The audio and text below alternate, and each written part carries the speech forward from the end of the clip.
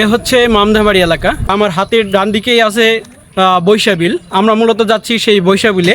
শুনেছি এখানে নাকি অনেক পদ্ম ফুল ফুটেছে, অনেক দূর দূরান্ত থেকে দর্শনার্থী আসেন এই পদ্ম ফুল দেখার জন্য। তো আমরা কিন্তু এই মামধাবাড়ি এলাকায় চলে এসেছি আজকে আপনাদেরকে দেখাবো এই পদ্ম ফুল এলাকাটি। তো চলুন আমার সাথেই। বৈশাবিলে আসতে হলে আপনাকে আসতে হবে শ্রীবর্দী শহরে, আর শ্রীবর্দী শহর থেকে মামধামারি রোড হয়ে আসতে পারবেন এই বিলে। অন্যদিকে শেরপুর শহর থেকে লঙ্গরপাড়া রুট হয়ে আসতে হবে মামধামারি হেলিপ্যাড এলাকায়। তবে এই এলাকাটিকে বলা হয় হেলিপ্যাড, অনেকে হেলিবুট বলেও থাকেন। আমরা হেলিপ্যাডের মাঠের ভিতর দিয়ে গ্রামে প্রবেশ করি। এখন শরৎকাল, মাঠ ভরা সবুজ ধান, আর তার মাঝেই বৈশাবিল।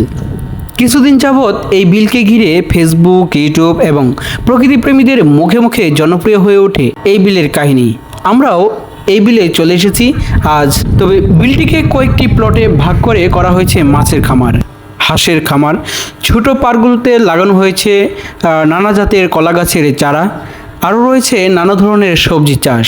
তবে আমরা বিলের চারপাশে দেখতে পেলাম অজস্র পদ্ম ফুলের গাছ, চালনের ন্যায় বৃহৎ বৃহৎ এক একটি পাতা। দূর থেকে দেখতে পেলাম বেশ কিছু ফুল।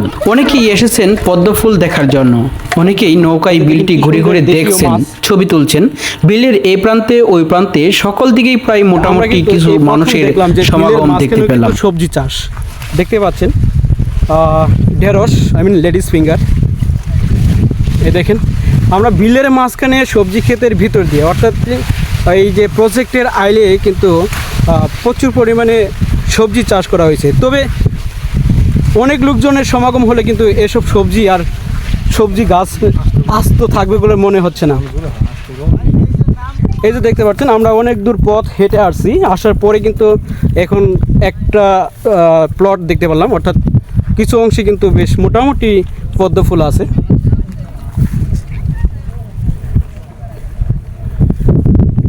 আমরা কিন্তু অনেকেই সিনেমাতে, বইয়েতে, তারপরে লোকজনের মুখে মুখে শুনে এসেছি আসলে পদ্ম পাতা এবং পদ্ম ফুলের খুবই গুরুত্ব।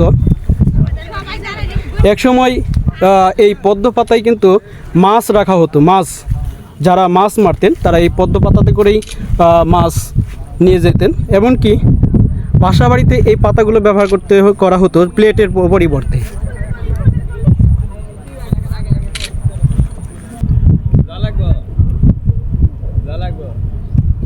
যাই হোক, এই যে আরেকজনকে আমরা পেলাম, আসলে তার মন্তব্যটা শুনি এই প্রজেক্টে আসার পর, অর্থাৎ এই পদ্ম ফুল দেখতে আসার পর তার অনুভূতিটা কেমন বা কী ধরনের ফিলিংস নিয়ে আসছিল আসলে পদ্ম ফুল দেখার জন্য। তো তার কাছ থেকেই শুনি একটু।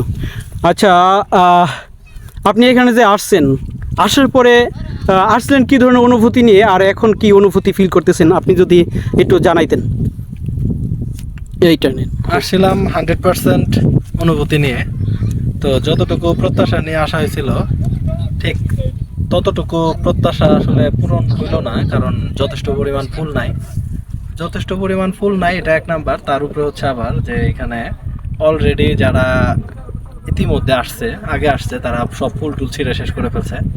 এখন ফুল অনেকটা নাই বললেই চলে, আছে কিন্তু যা আছে আপনি যদি ছিঁড়তে চান এখন ছিঁড়তে দিতে চায় না। যদি আপনি চুরি করে ছিঁড়তে পারেন তো একটা, তাইলে এছাড়া ছিঁড়তে দিতে চায় না।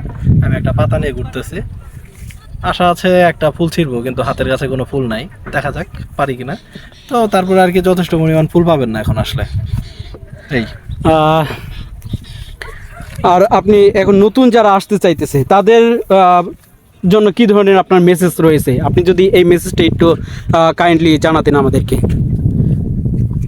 নতুন যারা আসতে যাচ্ছে তারা আসতে পারে, খারাপ না, নিরিবিলি সুন্দর সময় কাটানোর জন্য আসতে পারে। কিন্তু আসলে যে একদম ফুলে ভরপুর আমরা ছবিতে যেরকম দেখি ওইরকম প্রত্যাশা করলে বা ওইরকম ভাবে ছবি তুলতে চাইলে সেটা আসলে এই মুহূর্তে পূরণ হওয়ার চান্স খুব কম, কারণ ফুল নাই খুব একটা।